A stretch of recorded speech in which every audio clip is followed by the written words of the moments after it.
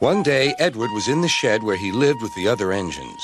They were all bigger than Edward and boasted about it. "The driver won't choose you again," said Gordon. "He wants strong engines like us." But the driver and fireman felt sorry for Edward. "Would you like to come out today?" "Oh, yes, please," said Edward. So they lit his fire, made lots of steam, and Edward puffed away.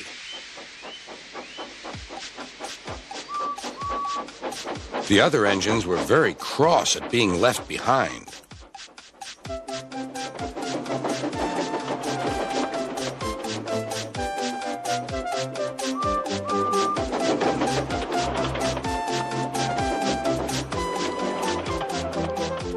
Edward worked hard all day. The coaches thought he was very kind, and the driver was very pleased.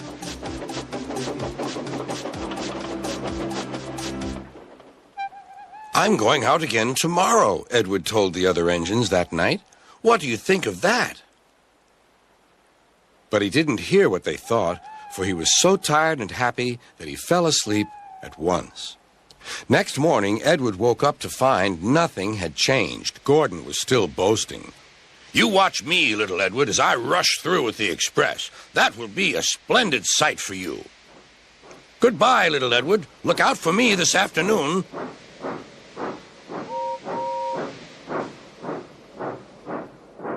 Edward went off to do some shunting. He liked shunting. It was fun playing with freight cars. He would come up quietly and give them a push. Then he would stop, and the silly freight cars would go bump into each other. "Oh!" they cried. "Whatever is happening?"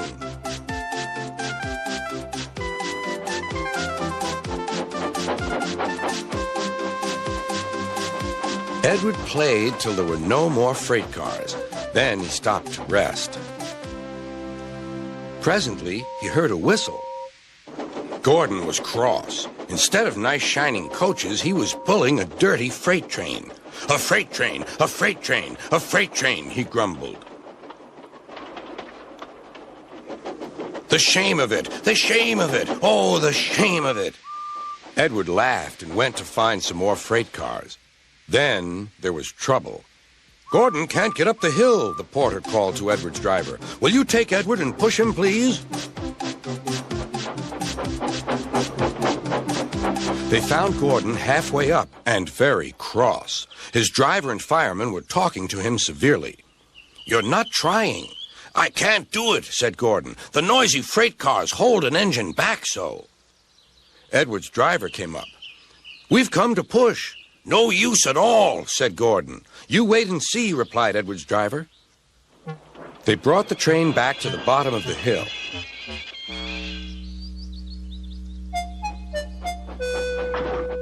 "I'm ready," said Edward. "No good," grumbled Gordon. They pulled and pushed as hard as they could.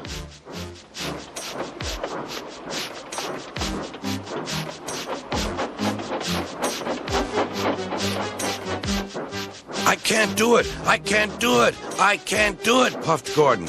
"I will do it! I will do it! I will do it!" puffed Edward. Edward pushed and puffed and puffed and pushed as hard as ever he could. And almost before he realized it, Gordon found himself at the top of the hill. "I've done it! I've done it! I've done it!" he said proudly. He forgot all about kind Edward and didn't say thank you. Edward was left out of breath and far behind, but he was happy because he had been so helpful. At the next station, he found that the driver and fireman were very pleased with him. The fireman gave him a nice long drink, and the driver said, "I'll get out my paint tomorrow and give you a beautiful coat of blue with red stripes. Then you'll be the smartest engine in the shed."